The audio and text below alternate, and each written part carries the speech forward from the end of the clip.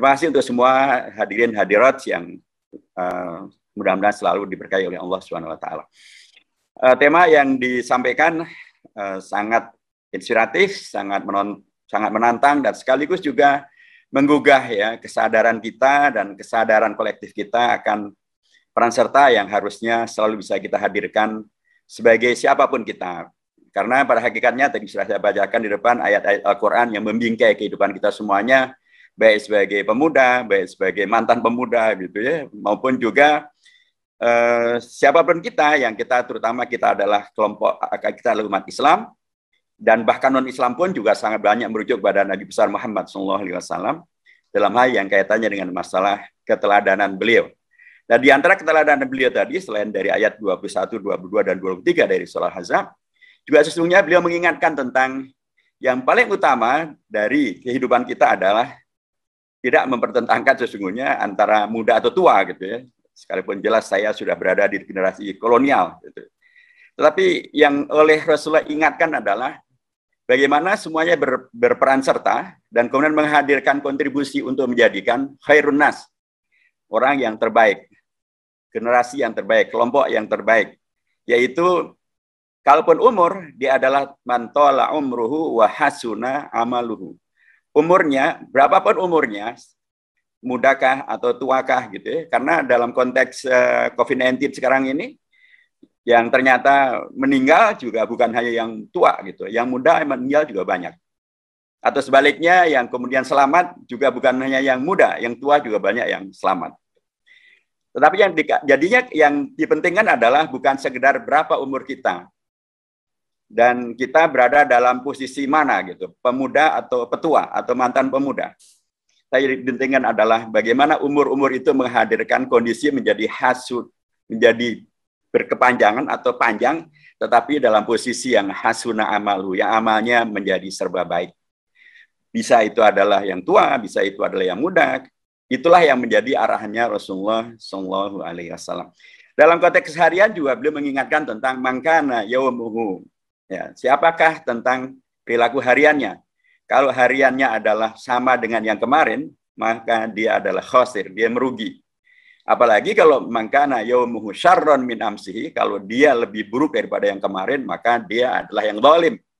Yang baik hanyalah mangkana yaumuhu khairon min amsi. Siapa yang hari ininya lebih baik daripada hari yang kemarin. Nah, tentu saja saya sangat mendukung tentang regenerasi, tentang tampilnya anak-anak muda, dan karena saya sangat mendukung DPP untuk membuat keputusan agar prosentase untuk anak-anak muda di PKS untuk kemudian dimajukan, dicalonkan, selalu meningkat dari tahun ke tahun dan dari waktu ke waktu. Dan itu sudah menjadi keputusan dari PKS seperti hari ini diselenggarakannya agenda terkait dengan the Next Leader Project dan opening PKS Muda Institute, dan juga sudah mulai dilakukan pendaftaran untuk bakal caleg muda PKS. Ini semuanya hanyalah penegasan bahwa kami sangat mendukung ya kepada generasi muda untuk kemudian panjang umurnya, banyak amalnya, generasi muda yang hari ininya lebih baik daripada hari yang kemarin. Kalaupun kita melihat sejarah, dan Rasulullah adalah sejarah itu sendiri, maka sesungguhnya kita ingin mengambil ibrah yang terbesar. Karena pada hakikatnya ketika kita bicara tentang pemuda dan politik, peluang dan persiapan yang dilakukan, maka sesungguhnya kita mendapatkan sebuah pembelajaran yang luar biasa. Sekarang kita berada di tahun 2020-an. Satu abad yang lalu tahun 1920-an, anak-anak muda itu mempersiapkan diri untuk kemudian berkiprah luar biasa yang hasilnya adalah nanti Indonesia merdeka. Dan itu dimulai dengan beragam kegiatan-kegiatan yang luar biasa. Mereka adalah anak-anak muda terpelajar, anak-anak muda yang terdidik dari latar belakang pendidikan yang berbeda-beda. Ada yang latar belakang pendidikannya dari luar negeri, ada yang dari Belanda, ada yang dari Mekah, ada yang dari Kairo, dari Mesir. Ada yang pendidikannya dari dalam negeri, ada dari Bandung, ada dari sekolah umum, ada yang dari pesantren. Ada yang kemudian titelnya adalah insinyur, ada yang titelnya adalah master, ada yang Mr. Director, ada yang titelnya adalah LC, ada yang titelnya adalah Dr. Andes. Mereka anak-anak muda ini kemudian dalam konteks hari ini kita tanggal 28 Oktober, mereka kemudian berhimpun dan kemudian mempersiapkan sebuah kongres pemuda yang dahsyat luar biasa. dari latar belakang mereka yang masih muda-muda, masih 20-an tahun, 20, 25 antara itu, 20, 30 antara itu generasi milenial dalam bahasa sekarang ini. Mereka dari latar belakang yang berbeda-beda, tapi subhanallah mereka bisa memberikan keteladanan kepada kita bahwa ragam intelektualitas yang mereka miliki, ragam sekolah yang mereka miliki, ragam suku yang mereka miliki, bahkan ragam organisasi yang melatar belakang mereka, termasuk latar belakang agama, karena nanti juga ada dari kalangan Katolik ya, juga ada dari Jong Islamitan Bond. Mereka ternyata memberikan keteladanan yang luar biasa. Anak-anak muda dalam zamannya dengan intelektualitas mereka, latar belakang yang mereka yang berbeda-beda, tapi mereka bisa menyepakati 3 prinsip yang menjadi dasar untuk kemudian menjadi pilar-pilar penting hadirnya Indonesia merdeka. 1 nusa, 1 bangsa, dan 1 bahasa Indonesia.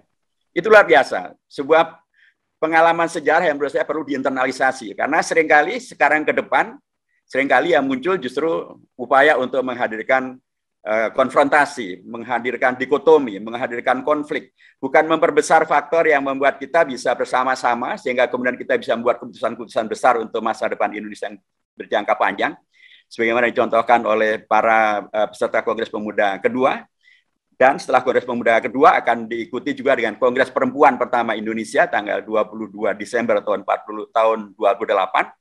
Mereka kaum perempuan dan kaum laki-laki dari latar belakang yang berbeda-beda, mereka bisa menghadirkan keteladanan yang luar biasa. Orientasinya bukan untuk anania hizbiyah, anania jam'iyah untuk menghadirkan ego atau memenangkan ego, tapi justru bagaimana kemudian memberikan dharma bakti yang sebesar-besarnya, menghadirkan kompromi, menghadirkan solusi, dan disepakatilah Sumpah Pemuda itu. Semangat inilah yang kemudian berlanjut. Para aktivis daripada generasi pemuda tahun 20-an itu, mereka lah yang kemudian juga menjadi banyak yang menjadi anggota BPUPK, anggota Panitia 9, anggota PPKI, termasuk juga Mr. Muhammad Rom yang nanti akan menjadi ketua delegasi dalam perjanjian Romproyen yang kemudian menjadi mukodimah untuk terjadinya konferensi meja bundar dan Indonesia diakui sebagai negara merdeka. Sekalipun tentu saja yang diinginkan adalah NKRI yang diselamatkan oleh tokoh politisi dari Partai Islam, Partai Masyumi, dari Ormas Islam Persis. Apa yang saya katakan dari peristiwa ini, rekan-rekan sekalian, tentu sekali lagi bukan memang untuk bernostalgia sejarah. Tapi ini ada sejarah yang sangat penting untuk kita maknai sebagaimana dahulu Ibnu Abbas pernah memberikan satu ajaran ketika beliau mengingatkan mengapa dalam Al-Quran banyak cerita-cerita sejarah. Dan bahkan ada satu surah yang secara spesifik namanya adalah surah Al-Qasas. Al-Qasas jamak dari Al-Qisah, kisah-kisah. Karena kata beliau, Al-Qisah itu jundun min junudillah, karena kisah sejarah itu adalah sesungguhnya bagian daripada tentara-tentara Allah. Untuk apa? Untuk menyemangati para pejuang kebenaran agar istiqomah dengan kebenaran dengan istiqomah dengan perjuangan kebenarannya, dengan segala lika-likunya, dengan segala dinamikanya gitu ya. Tapi juga untuk menyemangati bagi kemudian siapapun yang dalam perjuangan itu merasa ada sesuatu yang kemudian dia menjadi lelah atau dia menjadi futur, dia menjadi kemudian kehilangan idealisme dan kemudian terjebak pada perilaku yang lain. Sejarah memberikan pengingatan. Siapa yang istiqomah, rewardnya juga jelas. Siapa yang kemudian menjadi tidak istiqomah dengan segala permasalahannya, juga hasilnya juga semakin jelas. Karenanya Ibnu Khaldun kemudian mengatakan bahwa namanya sejarah itu adalah pengulangan. Yang baik bisa diulangi, yang tidak baik tentu tidak untuk diulangi. Yang tidak baik juga bisa diulangi. Nah tentu saja dalam rasionalitas kemodernan sekarang, kita ingin mengulangi yang baik, faktor-faktor yang baik yang dahulu membuat para pemuda bisa menghadirkan Sumpah Pemuda dan sukses, itulah yang penting untuk diulangi, menjadi bagian daripada persiapan. Tadi disampaikan oleh Gubernur Anies Baswedan, sangat tepat, anak-anak muda penting mempersiapkan diri semenjak mereka masih di kampus, sejak mereka masih kuliah, dengan organisasi, dengan kegiatan intelektualisme yang kokoh, ya. Dan jangan pernah kemudian menjadikan dalih keaktifan di organisasi menjadi dalih untuk dalam tanda kutip kegagalan studi dan atau IPK yang rendahan. Justru semakin kita pintar mengatur waktu, semakin pintar kita berorganisasi, semakin pintar kita juga sesungguhnya untuk bagaimana mengatasi masalah-masalah studi. Di pihak yang lain, rekan-rekan sekalian, kita akan dapatkan juga bahwa dalam konteks politik di Indonesia, sesungguhnya memang tidak ada hambatan ya untuk kemudian membuka ruang seluas-luasnya bagi anak muda untuk berkiprah di dunia politik, termasuk melalui dunia partai politik, termasuk melalui dunia pencalegan. Karena dari sisi peraturan perundangan, syarat untuk kemudian dicalekkan itu adalah syarat yang sangat gampang dan bisa diikuti oleh anak-anak muda semuanya. Umurnya minimal 17 tahun dan ijazahnya adalah SMA. Tentu saja kawan-kawan yang kemudian aktif di dunia organisasi dan apalagi sudah di kampus, berarti sudah syarat minimal itu sudah terpenuhi.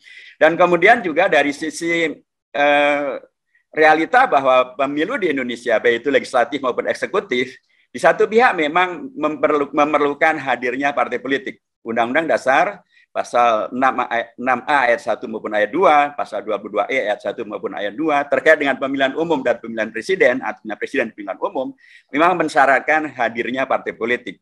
Karena yang mencalonkan anggota DPR, anggota DPRD bukanlah individu, bukanlah LSM, tapi adalah partai politik. Yang mencalonkan presiden dan calon presiden bukanlah individu, bukan LSM, tapi adalah partai politik. Kalau mencalonkan gubernur, bupati, wali kota memang boleh dari kalangan perseorangan, tetapi untuk presiden, wakil presiden, anggota DPR, anggota DPRD, semuanya dicalonkan oleh partai politik. Nah, partai politik tentu saja membuka diri, seperti PKS sekarang sudah membuka diri, untuk kemudian anak-anak muda dilibatkan dan bahkan diberi ruang untuk semakin banyak berkiprah, termasuk di dalam kepengurusan partai maupun juga di dalam pencalonan sebagai calon anggota DPR, anggota DPRD. Dan itu suatu hal yang mestinya menantang ya, karena di satu pihak kalau ukurannya adalah terpilih itu adalah diantaranya karena faktor suara terbanyak, maka suara terbanyak pemilih di Indonesia, baik pada pemilu tahun 2019 maupun pemilu atau apalagi pemilu 2024, nanti adalah dari kelompok muda, kelompok milenial, dari yang usianya 17 sampai usia 30. Itu adalah angka yang terbesar. Nanti Pak Burhanuddin Muhtadi bisa menyampaikan angka-angkanya yang lebih detail lagi. Jadi kalau kemudian Anda lihat bahwa PKS kemarin dalam pemilu yang terakhir mendapatkan suara yang sangat signifikan, kenaikan terbesar dibanding pemilu-pemilu sebelumnya, tapi itu baru 11,4 juta suara. 11,4 juta pemilih. Sementara sesungguhnya pemilih dari kalangan yang usianya 17 sampai 30 pada tahun 2019 saja, jumlah mereka sesungguhnya tidak kurang dari 57 juta pemilih. Itu artinya kalau kemudian kawan muda yang kemudian mendaftarkan diri sebagai calon legislatif dari PKS, sesungguhnya Anda sejak dari awal mempunyai kesempatan yang luar biasa untuk bisa menang. Karena Anda sebagai anak-anak muda, generasi milenial, generasi Z, dan lain sebagainya, tentu lebih mengerti, tentu lebih bisa berkomunikasi, tentu juga bisa lebih kemudian meneropong ke depan itu bagaimana menyelesaikan masalah. Dan itu akan bertemu dengan logikanya para pemilih yang adalah mayoritas pemilih di Indonesia. Karenanya persiapkan diri Anda semuanya untuk kemudian peluang yang sudah dibuka oleh undang-undang, peluang yang dibuka oleh undang-undang dasar, peluang yang dibuka oleh partai politik seperti PKS, dan peluang yang kemudian real ada di tingkat masyarakat bahwa pemilih terbesar ada dari kalangan pemuda, jangan dimubadirkan, karena mubadir adalah temannya setan, dan kita tidak ingin menjadi temannya setan, kita ingin menjadi temannya orang-orang yang beriman dan berislam saja. Terakhir, dan karenanya, rekan-rekan sekalian, seperti yang disampaikan oleh Pak Anies Baswedan tadi, menjadi politisi sesungguhnya adalah, apalagi disampaikan oleh moderator kita, Presiden Kema Keadilan kita, bahwa di situ juga adalah nilai ibadah. Maka memang terminologi tentang politik kotor dan kemudian karenanya jangan bawa agama ke dalam politik karena agama akan menjadi kotor, itu adalah istilah yang sangat sekularistik dan sangat paradoks. Karena kalau kita menerima bahwa istilah politik itu kotor dan agama bersih, dan karenanya agama tidak boleh dicampur, dan agama tidak boleh dibawa kepada politik karena akan mengotori agama, maka selamanya politik itu akan kotor. Karena tidak mungkin yang kotor dibersihkan oleh hal oleh hal yang kotor juga. Hal yang kotor dibersihkannya bagaimana? Ya dengan hal yang bersih. Anda punya pakaian dan pakaian Anda kotor, bagaimana membersihkannya? Dengan air comberan atau dengan air bersih? Pasti dengan air yang bersih. Nah, logika tadi memang biasa dimunculkan oleh kelompok sekularistik, kelompok yang tidak memahami agama dengan baik dan benar, dan kelompok yang memahami bahwa agama itu hanyalah mengurusi tentang masalah-masalah individual terkait dengan masalah ibadah hubungannya dengan Allah Subhanahu wa taala. Padahal Rasulullah yang maulidnya kita peringati setiap tahun dan sepanjang waktu, Beliau yang mengajarkan kepada kita tentang menghadirkan piagam Madinah, menghadirkan solusi, menghadirkan masyarakat yang rahmatan lil alamin, sampailah kemudian kita berada di Indonesia. Dan para founding fathers kita sejak di Jong Islamic Bond maupun juga di kepanitiaan 9 dan PPKI dan lain sebagainya, menghadirkan Indonesia yang bukan negeri yang sekuler, bukan juga negeri yang teokratis memang, tapi juga bukan negeri yang bukan-bukan. Indonesia bukan negara sekuler, bukan negara agama, bukan juga negara yang bukan-bukan. Indonesia kita adalah negara yang khas, negara yang spesifik. Inilah negara di mana agama bisa berperan dan kemudian bahkan bisa terlibat di dalam kegiatan berpolitik, tetapi agama yang tentu saja akan menghadirkan hal yang membersihkan, agama yang menghadirkan kerahmatan, dan itulah komitmen kita di PKS. Kita menegaskan bahwa PKS kita adalah partai yang asasnya Islam, Islam yang adalah rahmatan lil alamin. Terima kasih dan selamat untuk mensukseskan kegiatan ini. Selamat menjadi caleg dan nanti menjadi aleg, memenangkan suara para pemuda, menghadirkan kelanjutan daripada perjuangan para pemuda untuk Indonesia Jaya Raya menuju kepada 100 tahun Indonesia Emas 2045 yang akan datang. Wassalamualaikum warahmatullahi wabarakatuh.